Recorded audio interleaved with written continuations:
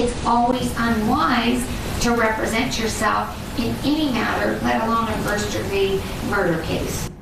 However, a judge rules Robert Tellis will be allowed to represent himself during a criminal trial. Thank you for joining us here at 4. I'm Kirsten Joyce. And I'm Brian Loftus, the accused killer trying to make his case in court this morning. 8 News Now investigator Vanessa Murphy has the latest from the Regional Justice Center.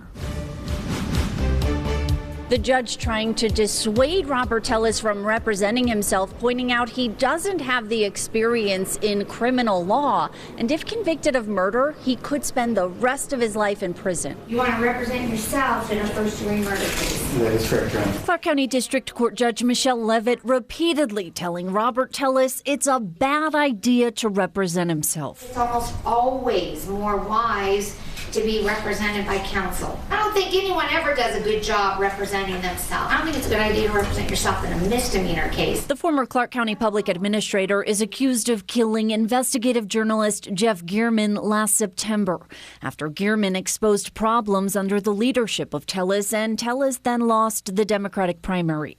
He is a lawyer telling the judge for the past 7 years, while also admitting he's never handled a jury trial for a criminal case. Judge Levitt warning Tellis about rushing a trial date and grilling him to show his lack of knowledge. That's not correct. Judge Levitt also pointing out defense attorney Damian Sheets, who he no longer wants to be represented by, is knowledgeable. And so are the longtime prosecutors he'd go up against, like Chris Hamner. Police say they have evidence like DNA, video, and more tying Tellis to the scene. I'm not playing games with you. This is very, very serious. You are charged with first-degree murder.